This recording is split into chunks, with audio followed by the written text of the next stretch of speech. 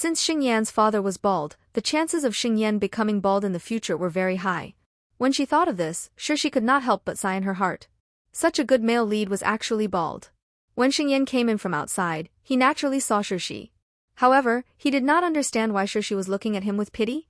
What was there for him to pity? Xingyan's eyes were filled with displeasure. He did not like Shirshi to begin with, but both of his parents were extremely supportive of this marriage. Moreover, Shirshi had always liked him and had always looked at him with adoration. Why had Shirshi become so strange since the last time they met? Tao Yuxuan walked away with great discernment. You guys chat, I'll play by myself. She still had her own things to do. Shirshi walked downstairs slowly and asked, Why are you here so early? Xingyan put one hand in his pocket and took a box with the other. He threw the box at Shirshi and said reluctantly, This is a gift from my mother. The box formed a beautiful parabola in the air and Shirshi caught it accurately. And he gave it to me? What is it? Shirshi opened the box and saw the jade bracelet inside. The jade bracelet was verdant and looked extremely elegant from afar. Shirshi sucked in a breath of cold air. If she hadn't caught it properly just now, the bracelet would have shattered. It's too expensive. Shirshi quite liked the bracelet, but she didn't want to accept a gift from the Xing family. It felt like she was receiving a betrothal gift. Just take it. Xingyan looked a little unnatural and explained in a low voice, My mom wore that bracelet last time and bought a fake one by mistake. Isn't your family making jewelry? How could she buy a fake one? Shirshi didn't understand. So, my mom felt very embarrassed. Xingyan didn't dare to recall Xingyan's mother's expression. The Xing family's Xingshi jewelry was extremely huge. In the end, his mother bought fake goods. Shirshi accepted the hush money. No, she accepted the bracelet and promised, Don't worry, I won't tell anyone about this. Xingyan nodded slightly and returned to his arrogant state. The two didn't talk about the engagement, but the atmosphere was still very harmonious. Just then, Ningyu came in from outside. Ningyu's skin was cold and white, her facial features were exquisite and cold, and she looked very delicate. However, she rarely smiled. Her eyes seemed to be soaked in ice and snow, making people afraid to approach her. It's you? Xingyan saw Ningyu and his eyes were full of surprise. Do you know each other? Shirshi asked subconsciously. After asking, Shirshi found that she was talking too much. In the original plot, Ningyu and Xingyan had met before, but they would only officially meet at this banquet. We don't know each other. We just met. Xingyan chuckled and introduced himself. Hello, I'm Shengyan. Ningyu? Ningyu's voice was clear and cold. Without looking at him, she walked upstairs. Xingyan was deep in thought. She has quite a character. Sure, she thought of the twists and turns between the two in the plot and patted Xingyan on the shoulder. Refuel. You still have a long way to go in chasing your wife. What kind of oil? This Shirshi was really getting more and more strange. He couldn't understand.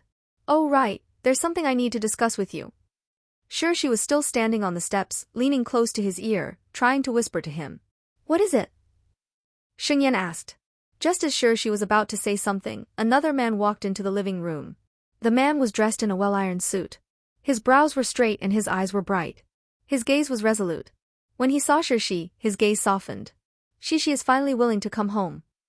When she saw who it was, Shirshi subconsciously straightened her body. Big brother. The man who entered was the Shi family's eldest young master, Shi Su. Xingyan also straightened his expression. Big brother Su. Shi Su was older than the two of them, and was also the Shi family's eldest brother. He and Xingyan had played together since they were young, so their relationship was naturally very good. Xingyan is here too. Shi Su's gaze swept over the two of them with a smile. Looks like she won't be staying at home for long. Shirshi coughed and changed the topic. Why is Big Brother back so early today? I wanted to give you a present before the banquet starts. Shirsu was carrying a gift bag in his hand. He took out 2 brocade boxes. See which one you like. Shirshi brought back 2 necklaces. One was the star pendant and the other was the moon pendant. They were both very beautiful. Do you want one for Ningyu and me? Shirshi asked. Yes. Shirsu nodded. Choose one first. I'll give the other one to Ningyu. From what Shirsu said, it could be seen that Shirshi was doted on by Shirsu. It was obvious that Shirshi was placed first. Shirshi could not help but recall Lin Daiyu's words. I knew it. Other people's leftovers, I don't want it. Cough, I'll go ask Ningyu which one she likes. Shirshi took the 2 boxes and went upstairs to look for Ningyu. Shirsu must also care about his sister, Ningyu. Otherwise, he wouldn't have bought 2 necklaces. It was just that he was used to doting on Shirshi, so he could not help but be biased. People's hearts were biased. Shirsu and Xingyan were both slightly surprised when they saw Shirshi's actions. They were familiar with Shirshi's personality. She had always been a spoiled little princess. They did not expect that Shirshi would actually have the time to consider other people's feelings. It was really strange. Shirsu looked at Xingyan and asked, "What did she say to you just now?" "She was just about to tell me when you arrived." Xingyan thought of the matter that Shirshi wanted to ask him for. What did she want to ask him? "Then I'll ask her later." Shirsu asked, "Do you want to go to the study to have a seat?" Xingyan nodded. "Sure." Both of them had already taken over their own companies, and they would occasionally have business cooperation. Let's talk about Shirshi. After getting the necklace, Shirshi knocked on Ningyu's room. "Come in." Ningyu's voice was cold and emotionless. Shirshi pushed the door open and entered. She saw Ningyu sitting in front of the table. The computer screen on the table was the game interface. "Are you busy?" Shirshi knew very well that the game could not be stopped. "Ningyu, 2 minutes." Shirshi understood. 2 minutes meant that the game needed 2 minutes to end. Shirshi sat down on the sofa and just happened to be able to see Ningyu's game interface. It seemed to be a game called World of Martial Arts Dream. Shirshi had never played it before, but when she played on her phone, she could often see the advertisement for the game. Anyway, the hype had attracted countless gamers. Ningyu pressed her left hand on the keyboard while her right hand held the mouse. The game interface in front of her was very confusing. 2 minutes later, a huge win lit up on the page. Ningyu stopped what she was doing and turned her chair to Shirshi. She asked, "Why are you looking for me?" Shirshi took out 2 necklaces. Big brother bought 2 necklaces. "Which one do you like?" Shirshi picked up the necklaces. No matter if it was the star or the moon, they all reflected a dazzling light. Both necklaces were very exquisite and beautiful. "Whatever." Ningyu took a look and then looked away. Ningyu's personality had always been cold. When she saw the necklaces that Shirshi held up, she did not show much emotion. Shirshi looked at the necklaces in her hand and said, "Then you should wear this crescent moon. It feels like you're like a bright moon, with a clear light from 1,000 miles away." Hearing Shirshi's praise, Ningyu turned her head to look at her eyes filled with inquiry. Although Ningyu's personality was cold, she could sense that the people of the Shur family did not like her. Compared to her, the real daughter who had returned from the countryside, the people of the Shur family preferred Shirshi, who had grown up under their care and had a docile and had an obedient personality. However, to Ningyu, the people of the Shur family were like a group of strangers. She did not bother to curry favor with them. She did not expect that Shirshi would take the initiative to look for her. Ningyu took the necklace and said unnaturally, "Thank you. This is a gift from Big Brother. If you want to thank me, you can tell Big Brother yourself." Shirshi sized up her star necklace and said, "Help me put this on." Ningyu looked at Shirshi, who was very close to her, and felt a little uncomfortable. However, Shirshi's eyes were bright like the bright stars in the night sky, unbridled and flickering in the endless black sky. Ningyu took the necklace and put it on her. After Shirshi put on the necklace, she straightened the star pendant, her eyes filled with anticipation. "Does it look good?" The girl was wearing a dark blue dress, and the star pendant on her neck reflected a dazzling light under the light. But the girl's eyes were even brighter. Under her crowfeather-like eyelashes, her black eyes were like the Polaris in the dark night. The corners of Ningyu's mouth curled up slightly, and she could not help but reveal a doting smile. "You look good." When Shirshi saw Ningyu smile, she was slightly startled and said, "Your smile is so beautiful." Ningyu coughed. "Is there anything else?" Shirshi looked at the time and reminded her, "You should change into your gown." "Yes." Ningyu took out a red gown from the wardrobe. It was even brighter and more beautiful than the dress that Ningyu had bought for her previously. However, the moment she took it out, Ningyu realized that something was wrong. She pulled up the hem of the dress and frowned slightly. The slit of the dress that was originally only open to the knees was now open to the waist. She couldn't wear it at all. She didn't realize that the dress had been cut by someone. With a face full of admiration, she suggested tactfully, "Isn't this slit too high?" When Ningyu saw the dress, she suspected that Shirshi had done it. However, Shirshi had such an innocent expression, as if she did not know about this. "It's not that it's too high, it's that the dress has been cut." Ningyu's eyes were slightly lowered, and there was a coldness in her eyes. She had only returned to the Shur family for a few days, and there was already someone who could not stand her and did such a small thing? "Hiss, who's so bad?" Shirshi took a deep breath and hurriedly said, "I didn't do it." How could she be so unlucky? She actually appeared at the plot point where the female lead was framed. This wasn't in the original plot. Ningyu pursed her lips and didn't say anything. "Oh right, I also brought back the gown that I bought for you last time." Shirshi thought of this matter and immediately stood up. "I'll go get it for you." Although Ningyu didn't take the clothes that Shirshi bought last time, Shirshi still brought it back. She didn't think that they would be useful so soon. However, Ningyu wouldn't suspect that she was the one who cut the clothes, right? She sighed. The life of the female lead was too difficult. Luckily, she was only a supporting actress. Hee. While Shirshi went to get the clothes, Ningyu sat back in front of the computer and tapped on the keyboard a few times. The screen flashed for a moment, and the surveillance video of the Shur family's corridor popped up. Ningyu's room was on the innermost part of this floor. No one else would normally pass by. She had just brought the gown back yesterday. She just needed to see who had entered her room during the period when she was not at home. After seeing who had entered her room, Ningyu was expressionless as she exited the surveillance interface. Her phone flashed, and a message came in. Ningyu took a look. It was an account entry message. Your last account number 4321 has completed a transaction of 200,000 with a balance of 71,271,896. After Shirshi gave Ningyu a gown, she left Ningyu's room. Although she really wanted to see the female lead's figure, she didn't seem to be familiar with her yet. She hoped that they could go swimming and soak in the hot spring together sometime in the future. Shirshi's eyes were filled with yearning. Shirshi, what did you want to talk to me about? While she was distracted, Shirshi was interrupted by Xingyan's voice. Xingyan walked out of the study room and happened to see Shirshi, so he asked. Later at the banquet, Shirshi approached Xingyan and whispered something into his ear. After hearing Shirshi's words, Xingyan said with a faint smile, Why should I listen to you? If you want to break off the engagement with me, then do as I say. Shirshi's eyes were firm, and there was a bright light in them. Xingyan sized up the girl and was somewhat silent. He and Shirshi were childhood friends and he had always treated Shirshi as his younger sister. It was only now that he suddenly realized that the younger sister in his heart had already grown up. I can promise you, but your big brother doesn't seem to agree, Xingyan said indifferently. Big brother? Shirshi looked at the study room's door and waved her hand. Don't worry, I'll take care of my big brother. Xingyan curled his lips. Okay? He had wanted to break off the engagement with Shirshi.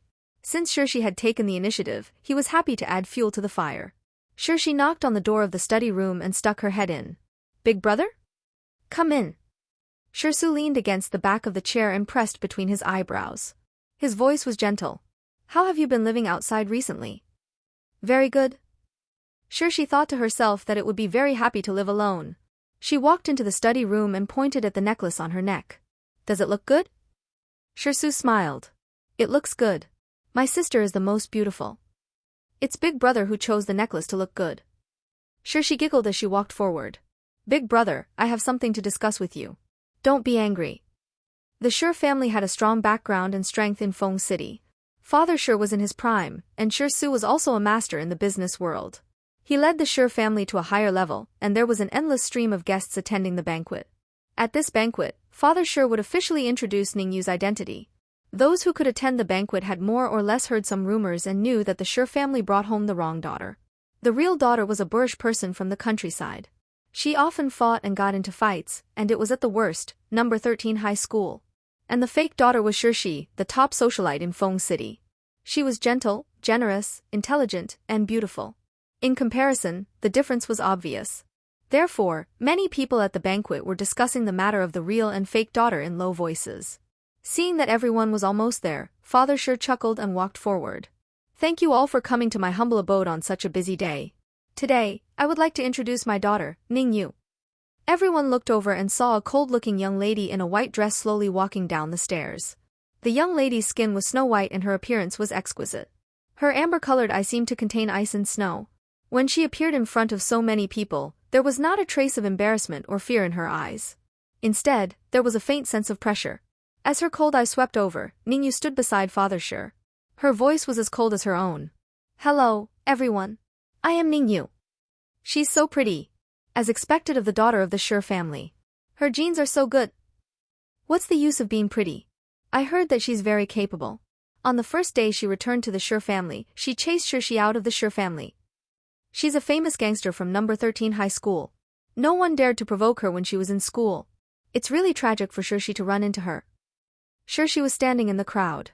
When she heard this, her heart trembled. She wasn't bullied. Ningyu wasn't a delinquent. However, Shirshi couldn't explain it. When she spoke up for Ningyu, it made people feel that Ningyu was going too far. On the other hand, they would feel that Shirshi, was gentle and magnanimous. Simply put, It made sure she looked like a white lotus flower. Ningyu noticed everyone's gaze and felt disdain in her heart. She did not care about what the others thought. After Father Shi's introduction, they were going to dance the opening dance. Everyone was paying attention to Shi and Ningyu. They wanted to see who they would dance the opening dance with. After all, they were both daughters of the Shi family. Now, it seemed that Shi was no longer favored. Xingyan walked up to Ningyu and raised his eyebrows. "Miss Ning, can I invite you to the opening dance?" Ningyu raised her long eyelashes and stretched out her hand. "Sure." When the other guests saw Xingyan inviting Ningyu to the opening dance, they were so shocked that they couldn't close their mouths. D**MN, young Master Xing is going to dance with Ningyu? What about Miss Shi then? Young Master Xing is definitely going to marry the real daughter of the Shi family. It seems that the Xing family also recognizes this real daughter. I thought that young Master Shi would have the opening dance with Ningyu. I didn't expect it to be Xingyan. Then what about Shi? Has she really been abandoned? The gossipy guests secretly looked in the direction of Shi. However, at this moment, Shi was chatting with Shi and was not unhappy at all.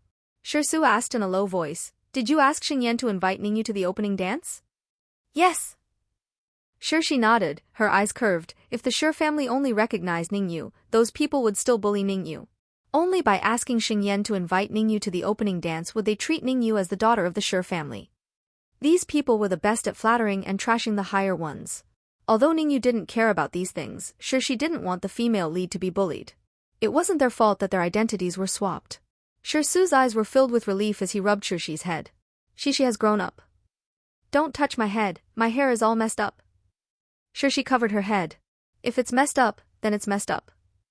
Su continued, but if you don't come back to the Shi family, they'll think that the Shi family is mistreating you. This, she hesitated. When my filming ends, I'll come back and stay. Initially, she wanted to avoid Ningyu, so she stayed in a hotel.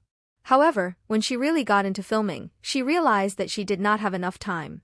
She had never learned acting before, and now she was starting from scratch. Fortunately, this was only a small-budget school drama, and it did not require high acting skills, so she could still take on the role. However, she had to rely on this in the future, so of course, she had to improve her own strength. Whatever you want to do, I will support you.